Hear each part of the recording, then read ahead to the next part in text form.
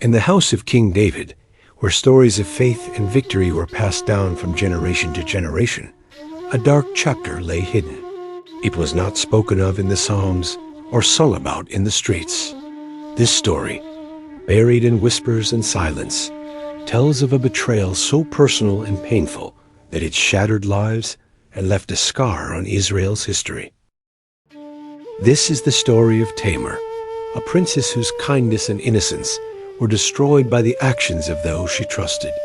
It is not a story of glory or triumph. It is a story of heartbreak, silence, and consequences that rippled far beyond one family. Amnon, the eldest son of David and heir to the throne, seemed to have everything. He was next in line to rule, blessed with power and privilege. Yet there was one thing he could not have: his half-sister Tamar. Tamar was the daughter of Maasach, one of David's wives, and was known for her beauty, grace, and purity. She moved through the palace with kindness and poise, her gentle nature earning admiration from everyone she met. But her goodness only fueled Amnon's desires, twisting them into an obsession that grew darker each day. Amnon became restless. He could not eat, sleep, or think of anything else. His longing consumed him, turning his thoughts into a storm of frustration and desire. To those around him, he appeared sickly and distracted. Jonadab, his cousin and confidant, took notice of his behavior. "Why do you, the king's son, look so troubled?" Jonadab asked one day. His tone was calm, but his words carried curiosity and intrigue. Amnon sighed heavily and admitted, "I am in love with Tamar, my brother Absalom's sister." Jonadab's sharp mind quickly assessed the situation. Instead of offering wisdom or warning Amnon of the consequences of his feelings, Jonadab devised a plan.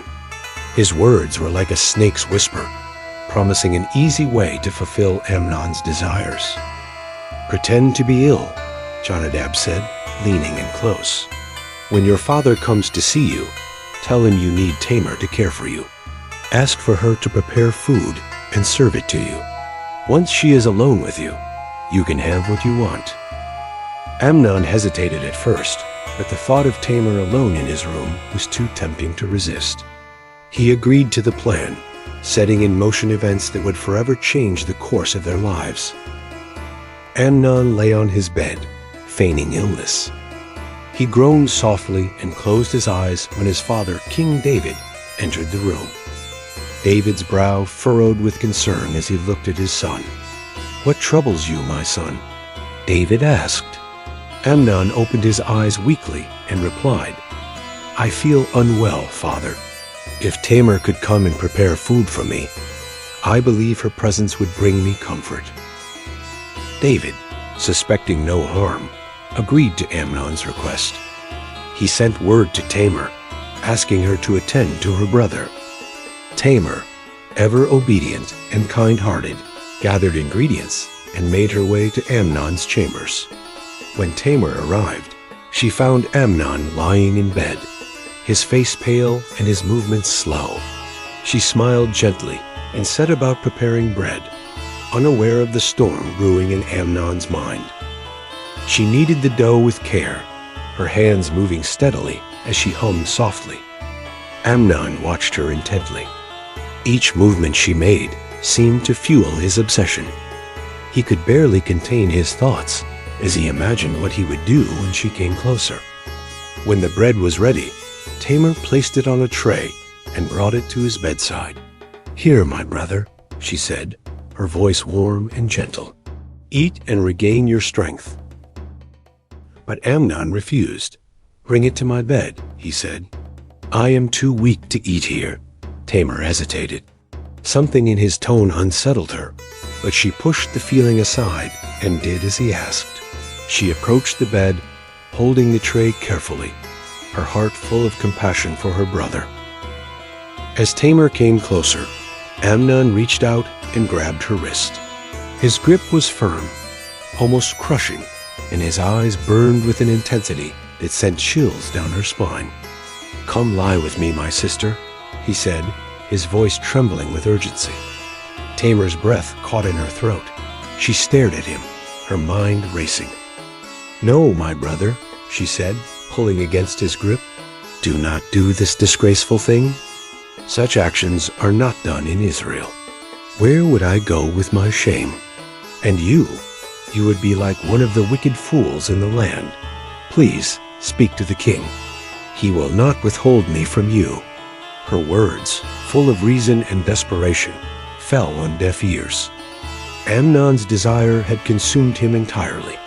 He ignored her cries and her pleas, overpowering her with the strength of his obsession. When it was over, the room fell silent.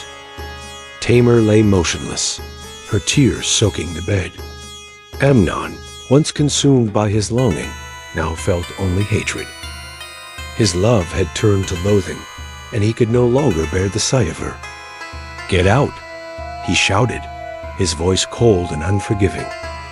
Tamar, her body trembling, begged him, "Sending me away now is worse than what you have already done."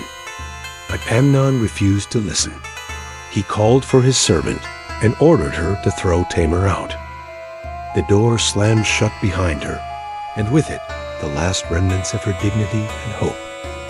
Tamar tore her robe, the symbol of her purity, and placed ashes on her head. She wandered through the palace, her cries echoing through the halls. Her beauty, once a source of admiration, was now a reminder of her pain. Absalom, her brother, found her in this state. His face darkened as he took in her torn robes and tear-streaked face. "Has Amnon been with you?" he asked, his voice trembling with controlled anger. Tamar nodded, unable to speak. Absalom placed a protective arm around her and led her to his home. "Be silent for now, my sister," he said. "He is your brother." But silence brought no peace. Tamar lived in Absalom's house, desolate and broken. The palace went on as if nothing had happened, but Tamar's pain lingered, a shadow that could not be ignored. Absalom's fury grew with each passing day. For 2 years, he waited, his anger simmering beneath the surface. Finally, he saw his chance to take revenge. He invited all the king's sons to a feast at his estate.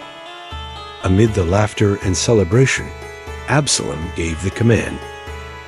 His servants struck down Amnon where he sat, ending his life and avenging Tamar's honor.